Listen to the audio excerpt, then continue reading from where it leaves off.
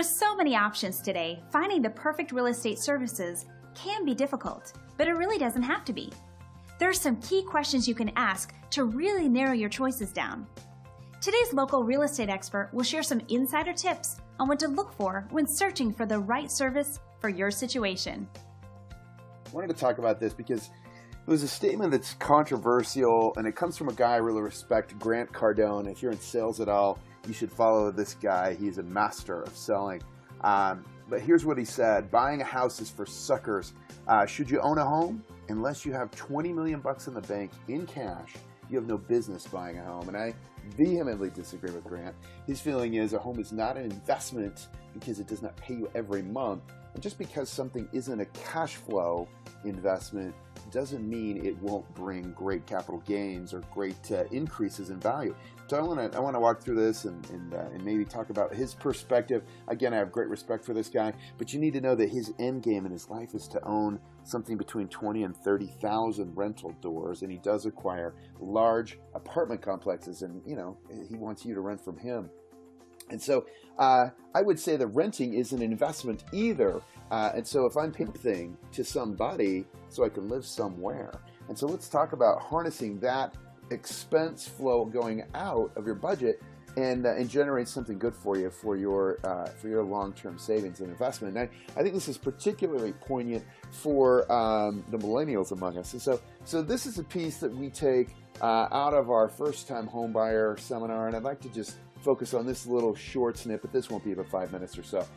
So let's just say, for example, that you utilized leverage to buy a home. And leverage is a concept of taking a little bit of your money and leveraging it using someone else's money to control an investment. So you can gather all of the gains. You also have to shoulder all the losses, and that's what causes problems in stock market accounts. And that's a discussion for another day. But in real estate, leverage can turn out really well. And for you, buying a single family home for you to live in and occupy, well, that's what we're talking about, leverage here. So let's just say, for the sake of round numbers, you're buying a house that's $100,000, and don't scoff at that. There's probably not a lot of $100,000 homes around here.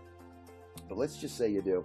And let's say you use a great low money down program like the FHA, government insured, fantastic, 3.5% down. So that could be a gift. So you could actually come into this with zero money in the deal. But let's just make the numbers fair.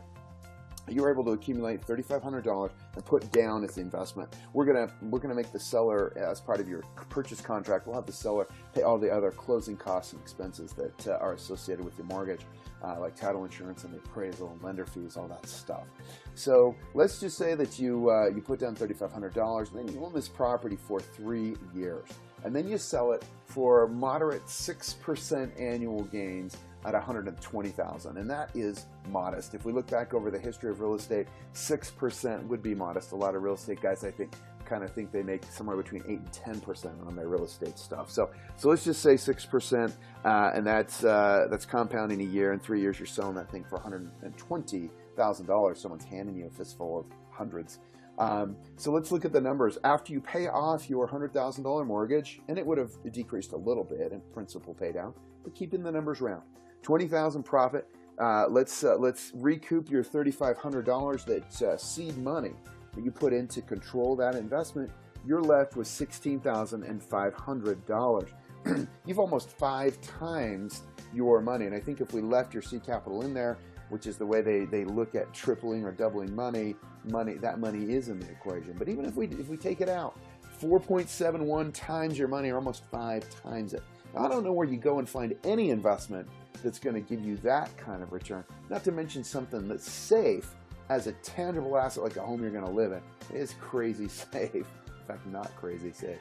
But if we look at that as an annual return, that's 157% return annually. And of course, there's other community benefits to owning homes. What people take care of homes, people put down roots. It's great for the stability of children, and on and on and on. But we're just talking about the investment here. So because it's a primary residence, something that you live in, you can do this every 3 years and have no capital gains. Now, tax treatment could change, and so take a look at what it is currently when you watch this video. You can always check with a tax advisor. I'm not a tax advisor.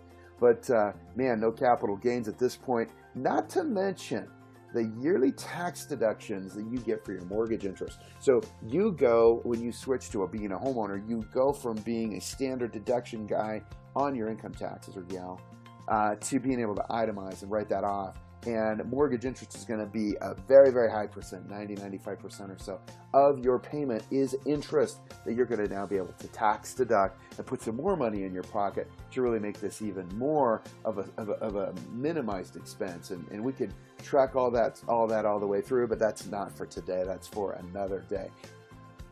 Wow, that's pretty incredible, isn't it? Now you have some great tips to help you find just the right professional that'll help you along. Are you curious to know more? Today's expert can be reached at the number on your screen. Until next time.